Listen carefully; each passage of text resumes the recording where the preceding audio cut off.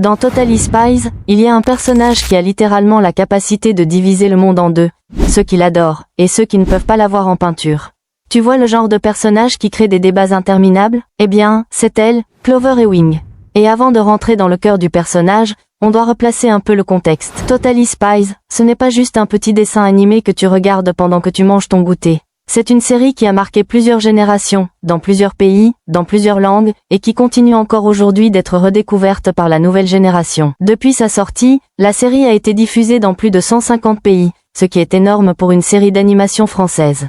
On parle de millions et millions de spectateurs à travers le monde. Et financièrement, on ne va pas se mentir, Totally Spies, ça a généré une fortune. Droits de diffusion, produits dérivés, jouets, jeux vidéo, DVD, partenariats. Bref, la série a rapporté des dizaines de millions d'euros, et tout ça parce que les gens continuaient à regarder, encore, et beaucoup d'entre nous ont grandi avec. Maintenant, revenons à Clover.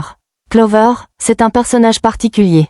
Parce que selon comment tu la vois, tu peux littéralement la comprendre ou la détester. Et ce n'est pas juste à cause de son comportement, c'est aussi lié à la perception sociale, culturelle et personnelle que chacun a des femmes, de la mode, de la superficialité, de la confiance, et même du rôle des filles dans un groupe. Beaucoup de femmes ne l'aiment pas, parce qu'elle représente un stéréotype très utilisé à l'époque.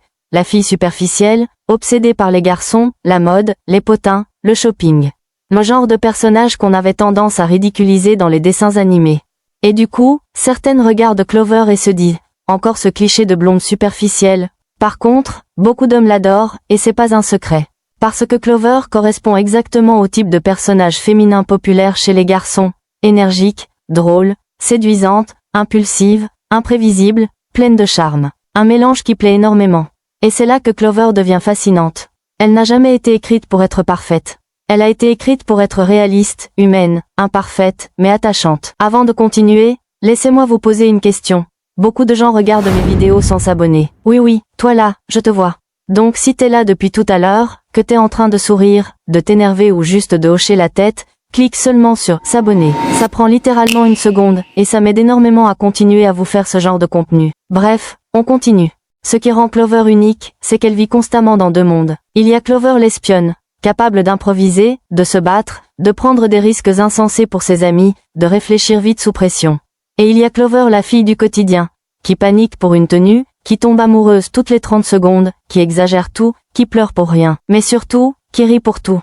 Et ces deux mondes se mélangent tellement bien que parfois, même quand elle fait quelque chose de complètement hors sujet, c'est exactement ça qui permet de sauver la mission. Vous vous souvenez sûrement des épisodes où Clover remarque un petit détail que personne n'a vu, un signe, un truc qui paraît bête, et c'est ça qui permet de résoudre l'enquête. Clover, c'est quelqu'un qui fonctionne à l'instinct.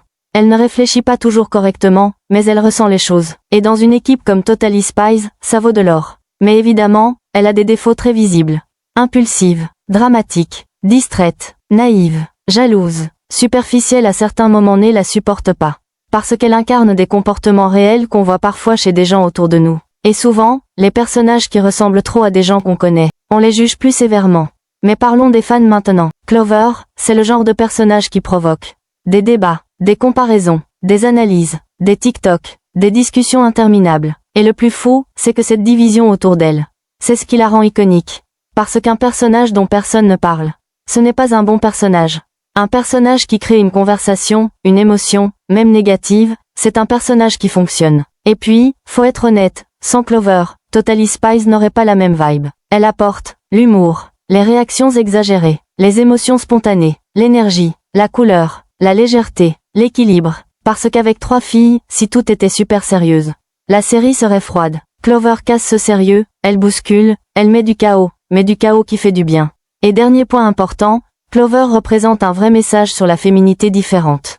On peut être coquette, aimer la mode, être un peu superficielle, et pourtant être forte, courageuse, intelligente, capable. Clover, c'est littéralement un rappel que les filles n'ont pas besoin d'être froides ou ultra sérieuses pour être fortes.